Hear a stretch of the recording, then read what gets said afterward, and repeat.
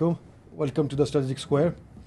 अच्छा जी, आपने वो आज की वीडियो हमारी जो है वो हमारी लास्ट वीडियो जो हमने साउथ चाइना सी पे की थी उसी का एक्सटेंशन है।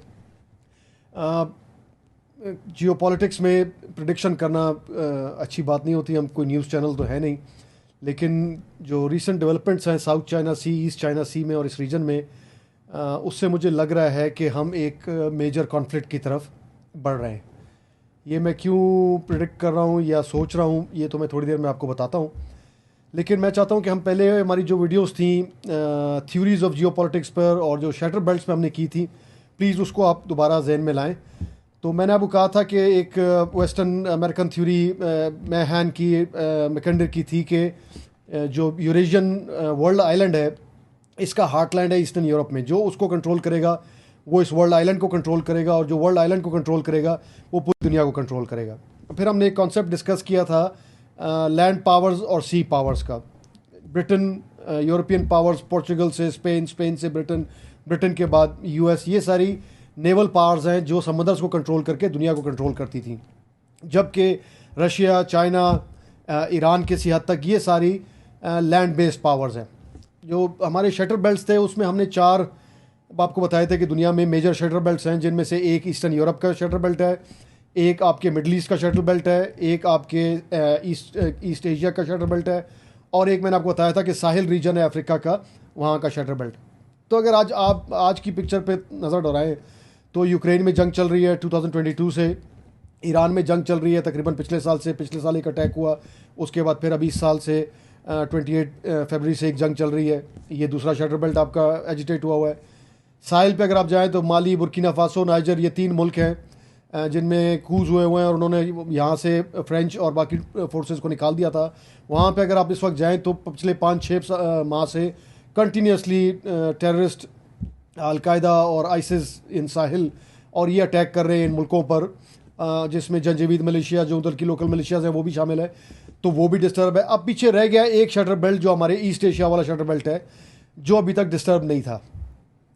अब इसको देखने के दो जाविये हैं, दो पर्सपेक्टिव है। एक ये है कि ये जो लैंड पावर्स हैं ईरान, चाइना, रशिया, क्या ये मिल के सी पावर्स को इस रीजन से निकालने के लिए ये जंगें शुरू कर रही हैं?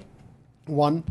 सेकंड, क्या सी पावर्स अपनी कमज़ोरी को देखते हुए क्या वो प्रीएम्प्टिव अटैक करना चाह रहे हैं, ये जंगें कर रहे हैं ताकि इन लैंड पावर्स को बहुत ताकतवर होने से पहले ही इनको हरा दिया जाए और अपनी हेजेमनी को बरकरार रखा जाए? तो अगर ये लेटरल थ्योरी पर हम अब सोचें तो फिर तो चाइना को भी डिस्टर्ब होना चाहिए, ईस्ट एशिया वाले बेल्ट को भी। ये हमारा आज टॉपिक है। मैं ये फील कर रहा हूँ रिसेंट रिपोर्टिंग देख के कि मुझे शक है कि इस साल के एंड तक या नेक्स्ट ईयर के स्टार्ट में शायद ईस्ट एशिया में, साउथ चाइना सी में, ईस्ट चाइना सी में जापान, फिलीपीन और चाइना के दरमियान, जापान, फिलीपीन, यूएस, ताइवान, ये चार और चाइना एक तरफ, मुझे ऐसे फीलिंग आती है कि यूक्रेन की तरह ये भी एक डिसाइसिव जंग की तरह, ईरान की तरह ये इलाका भी यहाँ पे जा सकता है। जियोपॉलिटिक्स में प्रेडिक्शन करनी नहीं चाहिए, हमारी एक एकेडमिक डिस्कशन है, मैं कोई सनसनी नहीं फैला रहा, लेकिन मुझे ऐसी फीलिंग आती है कि डेवलपमेंट्स उस तरफ जा रही हैं कि जहाँ पे अगर दोनों थ्योरियों को आप देखें, क्या लैंड पावर्स सी पावर्स को निकाल रही हैं या सी पावर्स लैंड पावर्स के बहुत ताकतवर होने से पहले उनको दोबारा दबाना चाहती हैं। दोनों थ्योरीज़ को अगर देखते हुए, दोनों साइड्स को अगर आप देखें तो मुझे लगता है कि ये कॉन्फ्लिक्ट इनएविटेबल है। अब देख लेते हैं क्या ऐसी डेवलपमेंट्स हुई हैं पिछले कुछ दिनों में जिससे आपको ये मुझे ये फीलिंग आती है।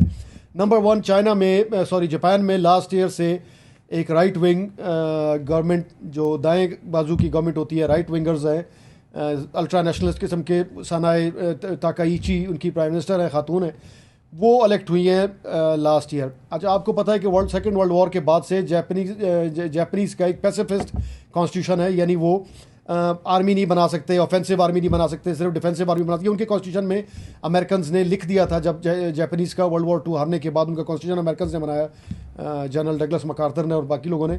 तो उसमें चूँकि जापानीज़ 1890s में इम्पीरियल जापान जो था वो बहुत पावरफुल हो गया था और उसने ब्रेकआउट किया, और जापानीज़ ने सारे आसपास के इलाके, चाइना पे कब्ज़ा, मंचूरिया पे कब्ज़ा, कोरिया पे कब्ज़ा, यहाँ पे ताइवान पे कब्ज़ा, फ़िलीपींस पे कब्ज़ा, और ये जापानीज़ फैलते रहे इंपीरियल एक्सपेंशन, जब तक पर्ल हार्बर हुआ 1945 में, और फिर अमेरिकन वॉर में आया, और उसके बाद जापानीज़ को इवेंचुअली 45 में जब हिरोशिमा नागासाकी पर एटम बम लगे तो जापानीज़ इंपीरियलिज़म को ख़त्म किया गया। जापान बहुत बेलिजरेंट किस्म की कौम थी। जापानीज़ इंपीरियल कौम जो थे बड़े जंगजू और बड़े जालिम किस्म के लोग थे। इन्होंने जो चाइना में और बाकी वियतनाम में और बाकी इलाकों में जुल्म किए हैं वो बड़े रिकॉर्डेड हैं, बड़े ख़तरनाक। जिस तरह के नाज़ीज़ थे यूरोप में, एग्जैक्टली उस तरह के जापानीज़ ने यहाँ पे जुल्म किए जैसे नाज़ीज़ ने यूरोप में किए। तो जापान को जब हरा दिया गया तो उसके बाद जिस तरह नाज़ी जर्मनी को दो हिस्सों में तोड़ दिया गया और उसको बाउंड कर दिया गया कि आप दोबारा ऑफेंसिव आर्मी नहीं बनाएंगे, क्योंकि आप जब ताकतवर होते हैं आप दुनिया पे हमला कर देते हैं। इसी तरह जापान के भी कॉन्स्टिट्यूशन में लिख दिया गया कि आप मज़ीद ऑफेंसिव आर्मी नहीं बनाएंगे, क्योंकि आप बेलिजरेंट किस्म के लोग हैं, आप जो है एकदम इंपीरियलिज्म पर आ जाते हैं और फैलाव पर आ जाते हैं और दूसरे लोगों को सबड्यू करने की कोशिश करते हैं, इसलिए आपको हम आर्मी नहीं बनाने देंगे। ये ट्रेंड अभी कुछ अरसे से, पिछले 4-5-7 साल से रिवर्स होना शुरू हो गया, और Aahista Aahista successive Japanese governments ने इसको अपने कानून को प्रोग्रेसिवली अमेंड करते हुए कि नहीं जी अब हम डिफेंस से ऑफेंसिव डिफेंस पे आ गए, यानी हम वो हथियार बनाएंगे जो सिर्फ हमारे डिफेंस के लिए नहीं होंगे, बल्कि जो कोई अगर कोई हमें मारने आ रहा होगा तो हम वहाँ जाके उसको मारेंगे, यानी ऑफेंसिव डिफेंस करेंगे। अब ये एक किस्म की वो दोबारा मिलिटराइजेशन की तरफ जापानी सोसाइटी जाना शुरू हो गई है, जो कि बहुत ज़्यादा डेंजरस बात है। तो उस सिलसिले में ये ऑफेंसिव डिफेंस वाला कॉन्सेप्ट आया। ये जो टाकाइची हैं प्राइम मिनिस्टर साहिबा, ये बड़ी बेलिजरेंट हैं, बड़ी राइट विंगर है, और ये ऑफेंसिव की तरफ इनका ध्यान ज़्यादा है। पहला ये कि जापानीज़ कॉन्स्टिट्यूशन जो है वो आहिस्ता आहिस्ता रिलैक्स होता जा रहा है, चेंज होता जा रहा है, और जापान रीआर्म होना शुरू हो गया है, जो कि चाइना के लिए और बाकी हमसायों के लिए बड़ी ख़तरनाक बात है, क्योंकि जापान जब भी हिस्टोरिकली बहुत ताकतवर हुआ है तो जापान ने इंपीरियलिज्म किया है और फैलाव किया और दूसरे लोगों को दबाने की कोशिश की।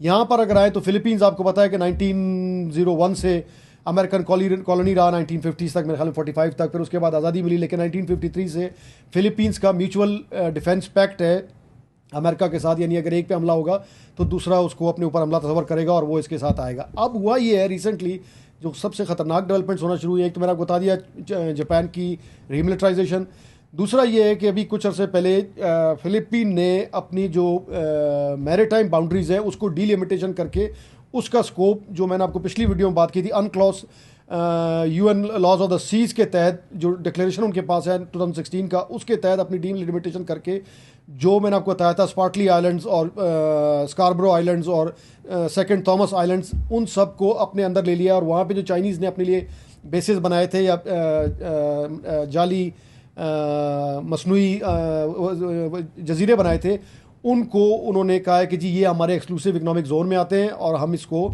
ये हमारे हो गए।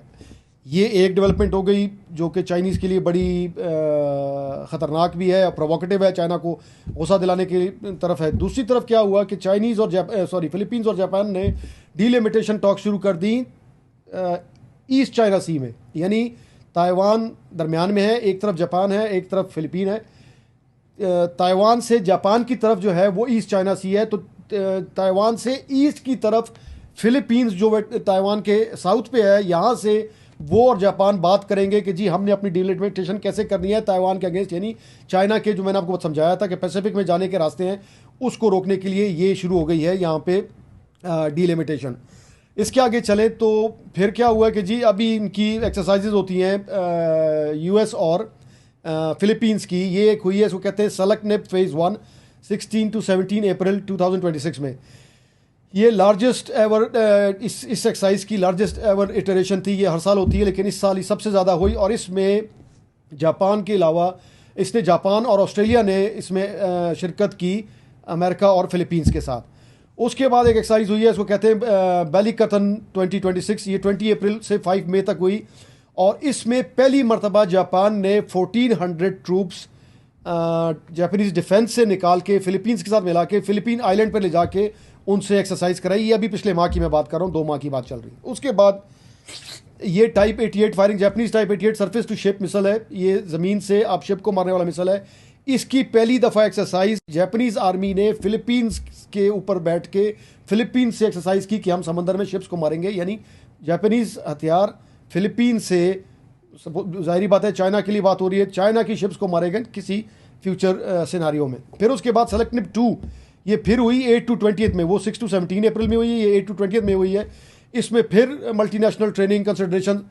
तो इन एक्सरसाइजेज से ये लग रहा है कि जापान, फिलीपींस, यूएस, ऑस्ट्रेलिया किसी हद तक ये चारों एक्सरसाइज कर रहे हैं फर्स्ट आइलैंड चेन मैंने आपको दिखाई थी वहाँ पे चाइना को रोकने के लिए। तो ये बड़ी डेंजरस डेवलपमेंट है। जापान का मैं आपको समझा रहा हूँ कि जापान का दोबारा मिलिटराइज होना इस पूरे रीजन के लिए बड़ा ख़तरनाक है। अगर आपको याद हो तो वर्ल्ड वॉर में जापानीज़ यहाँ तक हमारे पीछे बर्मा तक पहुँच गए थे। अगर आपको याद हो तो इंडियन आर्मी के जो इंडियन ट्रूप्स थे वो जाओ के वहाँ पे लड़ते होते थे। जापानीज़ मिलिटरिज्म बड़ी ख़तरनाक है। दूसरी चीज़ क्या है, जो मैंने रीआर्मामेंट की बात की, जापान ने इस साल 2026 में 9.4 ट्रिलियन येन अपने मिलिट्री का बजट रखा है, जो कि जापानीज़ इकॉनमी का जीडीपी का 2% है। अब अगर आपको पता हो जापान दुनिया की दूसरी तीसरी चौथी नंबर की इकॉनमी है, उस साइज़ की इकॉनमी का 2% आप अंदाज़ा लगा सकते हैं कि कितना बड़ा अमाउंट है।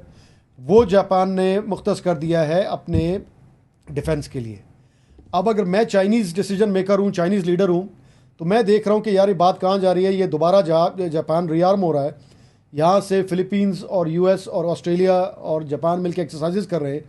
और अगर मैंने जापान को 5, 7, 10 साल दे दिए तो ये तो वही फिर 1985, 88 और उसके बाद सेकेंड वर्ल्ड वॉर वाली सिचुएशन हो जाएगी। ये तो फिर हम पे हमला करेंगे और ये हम पे गैंग अप हो रहे हैं। अब अगर आप सोचें कि एक मुल्क इतनी बड़ी इकॉनमी चाइना जितनी, जिसका सारा समंदर का ब्रेकआउट इंडियन ओशन में भी और पैसिफिक ओशन में भी आपने ये आइलैंड चेन पर बेसिस बना के रोका हुआ है। आप मुझे बताएं कि इतनी बड़ी इकॉनमी को अगर 15 दिन के लिए भी आप शट डाउन कर दें और उसकी शिपिंग रोक दें, उसका फ्यूल रोक दें, तो कितना बड़ा डैमेज होगा उस मुल्क को। तो इसका अंदाज़ा आप लगा सकते हैं। तो आप अगर चाइनीज़ लीडर हैं तो आप क्या सोचते हैं कि इस सारी जो डेवलपमेंट्स आप देख रहे हैं अपने इर्द गिर्द होते हुए, तो आपको क्या इसमें करना चाहिए। मैं अभी देख रहा था तो 3-4 दिन पहले 99th मेरे ख्याल में बर्थडे थी PLA की, उस पर प्रेसिडेंट शी जिनपिंग ने अपने मिलिट्री कमांडर्स को बुलाया हुआ था। और जो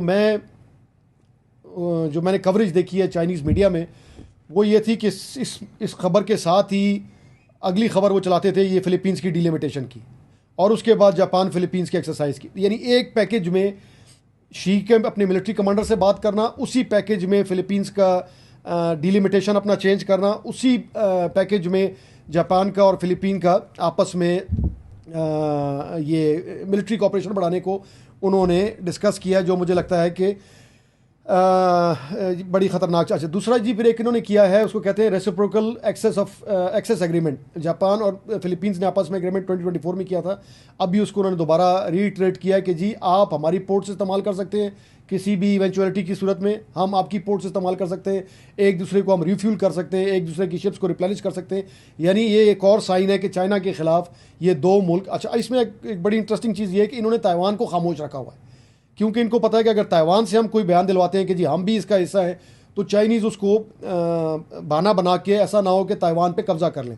तो ये ताइवान के इर्द गिर्द ये बना रहे हैं, लेकिन इवेंचुअली इन्होंने ताइवान को भी इसमें यूज़ करना है as a staging post to attack China. अब मसला ये है कि ताइवान को बिल्कुल खामोश रखा, क्योंकि इनको पता है कि अगर ताइवान के थ्रू हम कोई बयान दिलवाते हैं या ताइवान कहता है कि जी मैं भी इस एक्सरसाइज का हिस्सा हूँ और इस सिलसिले में, तो चाइनीज़ इसको 1 मिनट के लिए बर्दाश्त नहीं करेंगे और वो इस पर हो सकता है ताइवान पे अटैक की कोशिश करें। दूसरा इन्होंने किया acquisition and cross servicing agreement. फिर यही है कि जी आप जो है सप्लाईज सर्विसेज, ये जो है दोनों आर्म फोर्सेज के दरमियान पहले सिर्फ बेसिस का था, अब ये है कि हम सप्लाईज और सर्विसेज भी एक दूसरे को दिया करेंगे। और तीसरा ये कर रहे हैं general secretary of military information agreement, ये इंटेलिजेंस का एग्रीमेंट है। ये अभी फॉर्मल टॉक्स इसकी चल रही हैं। ये मई 2026 में ये जो टाकाइची ने मार्कोस के साथ मिलकर समिट किया फिलीपींस के प्रेसिडेंट के साथ, उसमें ये इन्होंने इसकी नेगोशिएशन शुरू की है और ये इस पे बातचीत जारी है इंटेलिजेंस शेयरिंग पर। ये एक और बड़ी डेंजरस बात है, क्योंकि जापानीज़ एक जारी बात है इंडस्ट्रियल सुपर पावर है, स्पेस टेक्नोलॉजी रखते हैं, इनकी सैटेलाइट्स हैं ऑर्बिट में। तो अगर ये फिलीपींस को फर्स्ट हैंड और लाइव इंफॉर्मेशन देना शुरू कर देते हैं चाइनीज़ मूवमेंट्स पर, तो ये चाइना के लिए बड़ा ख़तरनाक होगा। तो ये सारे एग्रीमेंट्स, ये एक्सरसाइजेज, ये लॉफेयर का इस्तेमाल, uncLOS का इस्तेमाल करके, ये सारा कुछ जो मैं देख रहा हूँ, मुझे बड़ी शिद्दत से ये ख्याल आता है कि ये बात जो है ये किसी कॉन्फ्लिक्ट की तरफ जा रही है। अब आया ये लैंड पावर्स ये करना चाह रही हैं, सी पावर्स को फाइनली यूरेशिया से निकालने के लिए, या सी पावर्स अपनी कमज़ोरी देखते हुए चाहते हैं कि यार एक मरतबा हो ही जाए जंग, और अगर जंग हो भी गई तो हम वो मनरो डॉक्ट्रिन वाली मेरी वीडियो अगर आपको याद हो तो हम वापस जाके अपनी आइसोलेशन में, परफेक्ट आइसोलेशन में अमेरिका बैठ जाएंगे और ये दुनिया को जो है हम इनका ट्रेड और बाकी चीज़ें तबाह करके इनको हम तो दोबारा उठ जाएंगे क्योंकि हमारे पास रिसोर्सेज बहुत हैं। ये लोग अगले 20-30 साल के लिए इनकी डेवलपमेंट को ब्लॉक लग जाएगा। तो प्रेडिक्शन मैंने आपको बताया कि नहीं करनी चाहिए जियोपॉलिटिक्स में, हमारा काम नहीं है। लेकिन मैं जो कहते हैं रीडिंग द टी लीव्स, मैं जो टी लीव्स को रीड कर रहा हूँ, मुझे ऐसे लगता है कि ये बात अब किसी किस्म के कॉन्फ्लिक्ट की तरफ जाती हुई नज़र आ रही है मुझे इस साल के एंड तक या नेक्स्ट साल के शुरू। Let's hope I am wrong, क्योंकि बहुत बड़ी पॉपुलेशन अफेक्ट होगी इस कॉन्फ्लिक्ट से अगर ऐसा हुआ। लेकिन मुझे ऐसा लग रहा है कि ये जो तीनों यूरेशियन फ्लैश पॉइंट्स हैं, क्रश बेल्ट्स हैं, शटर बेल्ट्स हैं, ये तीनों एक्टिवेट होने वाले हैं और इसमें से नया वर्ल्ड ऑर्डर निकलेगा कि इस कॉन्फ्लिक्ट यूक्रेन वाला, ईरान वाला और अगर ये ईस्ट एशिया वाला होता है, इसमें से नया वर्ल्ड ऑर्डर निकलेगा कि क्या सी पावर्स की वेस्ट की डोमिनेशन इस सेंचुरी में भी जारी रहेगी, या ये जो ईस्टर्न पावर्स हैं, जो ग्लोबल साउथ है, जो यूरेशियन पावर्स हैं, ये फाइनली वेस्टर्न सी पावर्स को यहाँ से निकाल देंगी और आपस में ये इस लैंड मास को यूनाइट करके आपस में ट्रेड करके और ये ग्लोबल साउथ के गरीब मुल्कों के लिए कोई बेहतरी हो सकेगी। लेट्स वेट एंड सी कि क्या होता है। लेकिन मुझे ऑमिनस साइंस, मुझे ख़तरनाक इशारे फ्लैश करते नज़र आ रहे हैं। मुझे लगता है कि ये शटर बेल्ट भी दोबारा एक्टिवेट होने वाला है और इसमें से कोई ख़तरनाक चीज़ें निकल सकती हैं। आज के लिए इतना ही। प्लीज़ शेयर करें और सब्सक्राइब करें। Thank you very much. अस्सलाम वालेकुम, खुदा हाफ़िज़।